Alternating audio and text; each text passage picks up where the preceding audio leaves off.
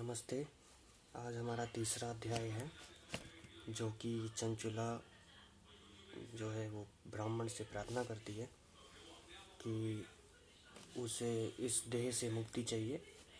तो चंचुला प्रार्थना ब्राह्मण से करती है तो उसे पूरा शिव पुराण सुनाना और समय अनुसार शरीर छोड़कर शिवलोक में जाके चंचुला का पार्वती जी की सखी बनना और वहाँ पे वो सुखी से अपना जीवन व्यतीत करना। तो हम इसी के उसमें हम इसका जो तीसरा अध्याय है वो इसी में है जिस तरह के हमने लास्ट उसमें पढ़ा था। तो ब्राह्मण बोलते हैं, नारी से नारी सौभाग्य की बात है कि भगवान शिव की कृपा से शिव पुराण की इस वैराग्य युक्त कथा को सुनकर तुम्हें समय पर चेत हो गया।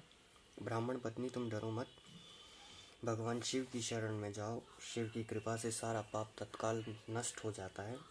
मैं तुमसे भगवान शिव की कीर्ति कथा से युक्त उस समय पर परम वस्तु का वर्णन करूँगा जिससे तुम्हें सदा सुख देने वाली उत्तम गति प्राप्त होगी। शिव की उत्तम कथा सुनने से तुम्हारी बुद्धि इस तरह पश्चाताप से युक्त एवं शुद्ध हो गई है, साथ ही तुम्हारे मन में विषयों के प्रति वैराग्य हो गया है। पश्चाताप ही पाप कराने वाले पापियों के लिए सबसे बड़ा प्रायश्चित है। सत्पुरुषों ने सबके लिए पश्चाताप को ही समस्त पापों का शोधक बताया है। पश्चाताप से ही पापों की मुक्ति और शुद्धि होती है। जो पश्चाताप करता है वही वास्तव में पापों का प्रायश्चित करता है, क्योंकि सत्पुरुषों ने समस्त पापों की शुद्धि के लिए जैसे प्रायश्चित का उपदेश किया है वह सब में पश्चाताप से संपन्न हो जाता है। जो पुरुष विधि पूर्वक प्रायश्चित करके निर्भय हो जाता है पर अपने कुकर्म के लिए पश्चाताप नहीं करता, उसे प्राय उत्तम गति नहीं प्राप्त होती है, परंतु जिसे अपने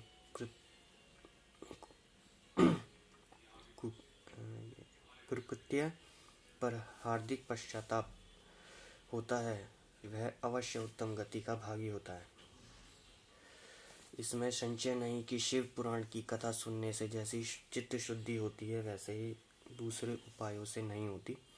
जैसे दर्पण साफ करने पर निर्मल हो जाता है, उसी प्रकार शिव पुराण की कथा सुनने से चित्त अत्यंत शुद्ध हो जाता है। इसमें संशय नहीं कि मनुष्य को शुद्ध चित्त में जगदम्बा पार्वती सहित भगवान शिव विराजमान रहते हैं। इससे वह विशुद्ध आत्मा पुरुष सदाशिव के पद को प्राप्त होते हैं। इस उत्तम कथा का श्रवण समस्त मनुष्य के लिए कल्याण का बीज है।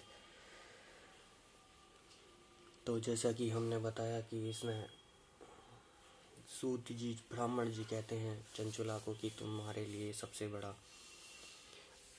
एक अच्छा और उत्तम पश्चाताप का एक मौका है। तुम इसे पश्चाताप के उसमें तुम आओ और भगवान शिव की पुराण सुनने के बाद तुम उत्तम गति को प्राप्त हो। अतः यथोचित मार्ग की इसकी आराधना अथवा सेवा करनी चाहिए। यह भव बंधन रूपी से रोग का नाश करने वाली भगवान शिव की कथा को सुनकर फिर अपने हृदय में उसका मनन एवं निंध्यासन करना चाहिए। इससे पूर्णतः चित्त शुद्धि हो जाती है। चित्त शुद्धि होने से महेश्वर की भक्ति अपने दोनों पुत्रों के साथ निश्चय ही प्रकट होती है। तत्पश्चात महेश्वर के अनुग्रह से दिव्य मुक्ति प्राप्त होती है। इसमें संशय नहीं है कि जो मुक्ति से वंचित है उसे पशु समझना चाहिए, क्योंकि उसका चित्त माया के बंधन में आसक्त है, वह निश्चय ही संसार बंधन से मुक्त नहीं हो पाता। इसमें इस पैराग्राफ में ये लिखा हुआ है, सीधा सीधा लिखा है, जो इंसान हमारे धर्म हमारे जो ग्रंथ से जो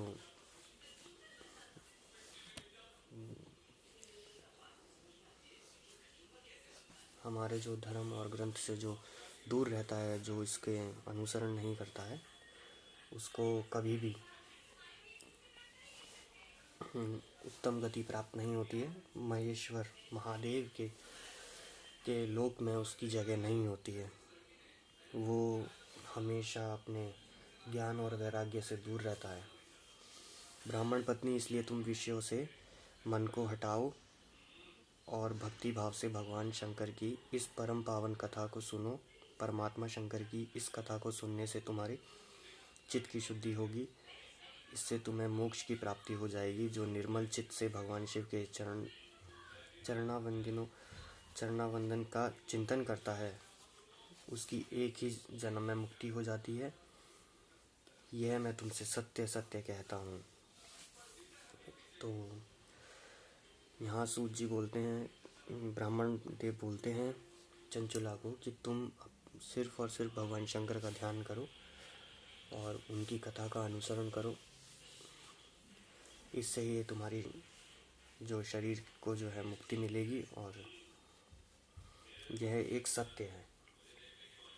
सूत जी कहते हैं, शौनक, इतना कहकर वे सर्वश्रेष्ठ शिव भक्त ब्राह्मण चुप हो गए। उनका हृदय करुणा से आर्द्र हो गया। आर्द्र यानी कि गदगद हो गया। वे शुद्ध चित्त महात्मा भगवान शिव के ध्यान में मग्न हो गए। तदंतर बिंदुक की पत्नी चंचुला मन ही मन प्रसन्न हो उठी। ब्राह्मण का उपदेश सुनकर उसने नेत्रों के आनंद के आंसू छलकाए। वह ब्राह्मण पत्नी चंचुला हर्ष से भरे हृदय से उनका श्रेष्ठ ब्राह्मण के दोनों चरणों में गिर कर पड़ी और हाथ जोड़कर बोली, मैं कृतार्थ हो गई। तत्पश्चात उठकर वैराग्य युक्त उत्तम बुद्धि वाली वह स्त्री, जो अपने पापों के कारण आतंकित थी, उन महान शिव भक्त ब्राह्मण से हाथ जोड़कर गदगद वाणी में बोली। चंचुला कहती है, ब्राह्मण शिव भक्तों में श्रेष्ठ स्वामी, आप धन्य हैं, परमार्थदर्शी हैं और सदा परोपकार में लगे रहते हैं, इसलिए श्रेष्ठ साधु पुरुषों में प्रशंसा के योग्य हैं। साधु, मैं नरक के समुद्र में गिर रही हूँ, आप मेरा उद्धार कीजिए। पौराणिक अर्थ तत्व से संपन्न इस सुंदर शिव पुराण की कथा को सुनकर मेरे मन में संपूर्ण विषयों से वैराग्य उत्पन्न हो गया। इस शिव पुराण सुनने के लिए इस समय मेरे मन में बड़ी श्रद्धा हो रही है। तो यह चंचुला ब्राह्मण देव से कहती है कि मुझे और कथा का अनुसरण कराइए। सूजी कहते हैं, ऐसा कहकर हाथ जोड़कर उन्हें अनुग्रह पाकर चंचुला उस समय शिव पुराण की कथा सुनने के लिए इच्छा में मन में लिए उन ब्राह्मण देवता के सेवा में तत्पर हो वहाँ रहने लगी। तदंतर शिव भक्तों में श्रेष्ठ और शुद्ध बुद्धि वाले उन ब्राह्मण देव ने उसी स्थान पर उस स्त्री को शिव पुराण की उत्तम कथा सुनाई। इस प्रकार उस गोकर्ण नामक महाक्षेत्र, ये एक मध्य प्रदेश के जिला का एक छोटा सा भाग था, जो आज की टाइम पे उसका नाम बदलकर वो रख दिया है। वो छोटा सा गांव था।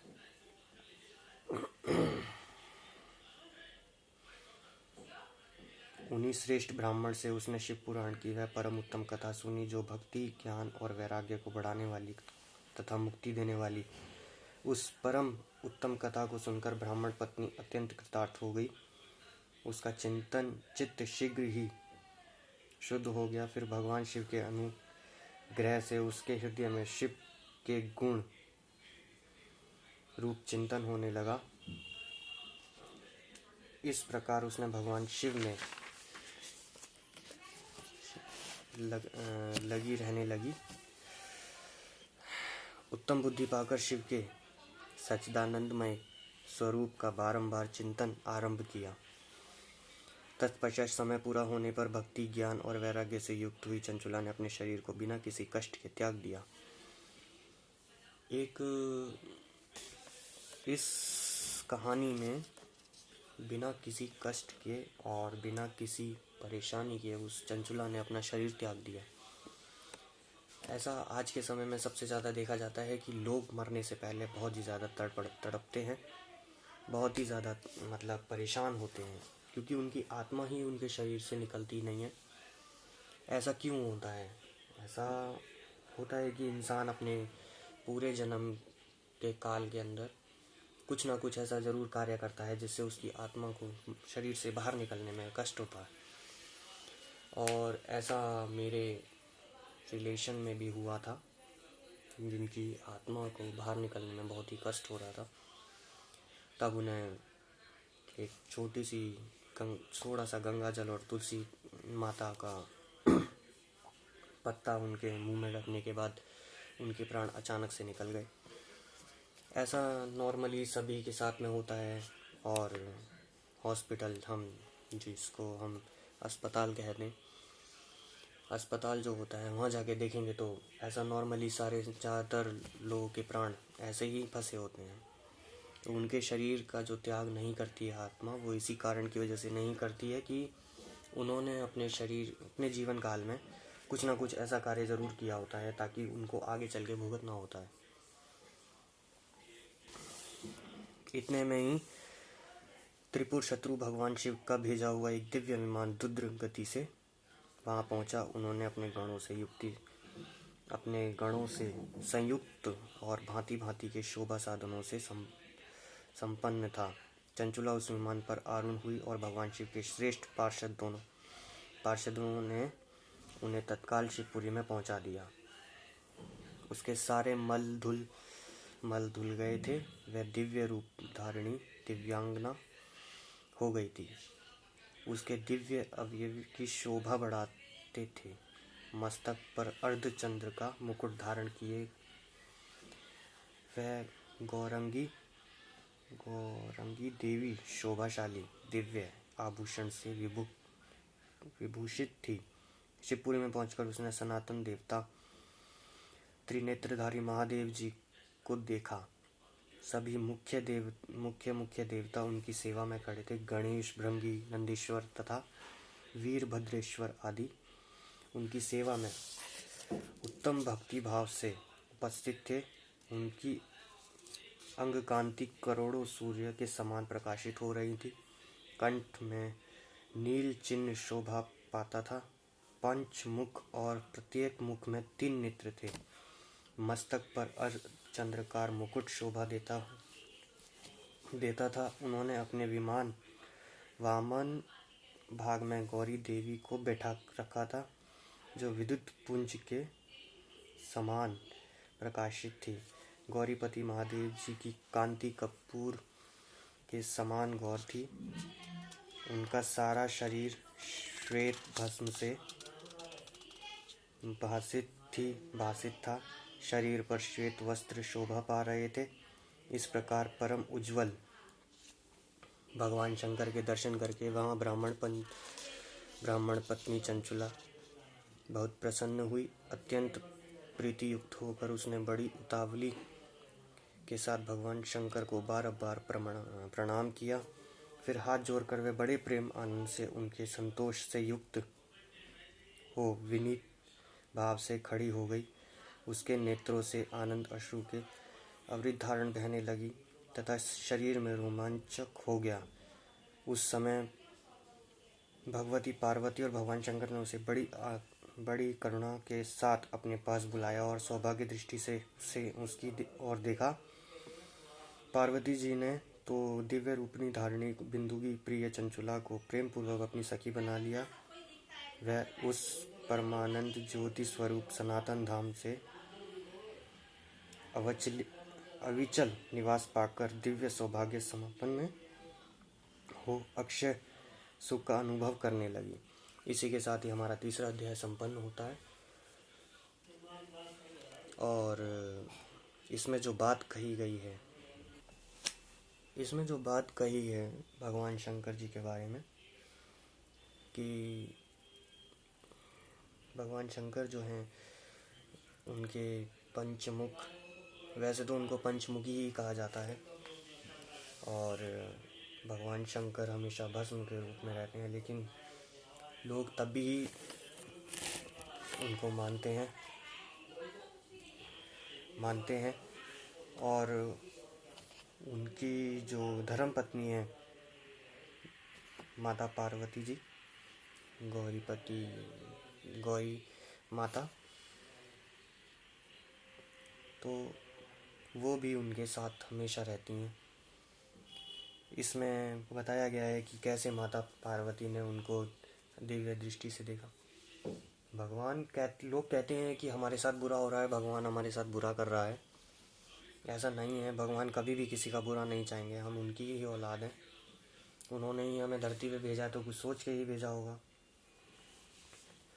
हमारे लिए कुछ अच्छा ही सोचा होगा उन्होंने। तो ऐसा नहीं है, लोग समय आने पे भगवान की बुराई भी करते हैं, भगवान को गाली भी देते हैं। भगवान ने एक बहुत अच्छी चीज़ बनाई थी, इंसान, लेकिन इंसान समय के साथ साथ सब भूल गया। भगवान सबको भूल गए, लेकिन भगवान कभी किसी को नहीं भूले। सब लोग यही सोचते हैं कि भगवान हमें ज़मीन पे छोड़ के भूल गया। ऐसा कुछ नहीं है, उनकी नज़र हर जगह और हर समय रहती है। हम अच्छा कर रहे हैं, बुरा कर रहे हैं, ये सब भगवान देखता है। उसी के अनुसार ही भगवान हमें उसी स्थिति में रखता है जिस स्थिति में हम करते हैं। और वैसे भी कलयुग का समय है तो बुरा तो होगा ही, क्योंकि इस युग को सबसे बड़ा शापित युग माना गया है। तो हमारा अगला अध्याय होगा चंचुला के प्रत्ययन से शिव जी की आज्ञा पाकर त्र्यंबका, जो विंध्यन पर्वत पर शिव पुराण की कथा सुनकर जो पिशाच योनि में गया था, चंचुला का पति। अब चंचुला का पति, आप ये कहेंगे कि चंचुला का पति कौन था, तो हमने लास्ट अध्याय में बताया था आपको। हम आपको दोबारा से बता देते हैं। जो कि बिंदु नाम था उसका, जो वासना में और वैश्यव्रति से तृप्त था, उसमें लीन रहता था हमेशा। तो उसका जो चंचुला का जो पति है वो विंध्यन पर्वत पे एक पिशाच योनि में जन्म लेकर वो अपना दुख भोग रहा था। उसी के आधार पर ये चौथा अध्याय है, जिसमें कि वो बिंदु जो है पिशाच योनि से मुक्त होता है। उसको शिव पुराण की कथा सुनाने के लिए तुम्बरुका जी जाते हैं। तुम्बरुका जी वो हैं जो भगवान शिव के जो सबसे प्रिय भक्त हैं। तो हम इस अध्याय को हम अगली वीडियो में पढ़ेंगे। अगली वीडियो भी हमारी जल्दी ही आएगी। तो इसी के साथ ही हम इस कथा को विराम देंगे। और कल अयोध्या में राम जी स्थापित होने जा रहे हैं। तो आप सबको उन सब की बहुत बहुत शुभकामनाएं। भगवान राम आप सभी की इच्छाओं को पूरा करें। हर हर महादेव, जय श्री राम। इसी के साथ ही हम अगली वीडियो में आते हैं। धन्यवाद आपका। और मेरी इस वीडियो से अगर आपको मेरी वीडियो अच्छी लगी हो तो आप इसको चैनल को सब्सक्राइब कीजिए, शेयर कीजिए। और तो बाकी आप सबका धन्यवाद।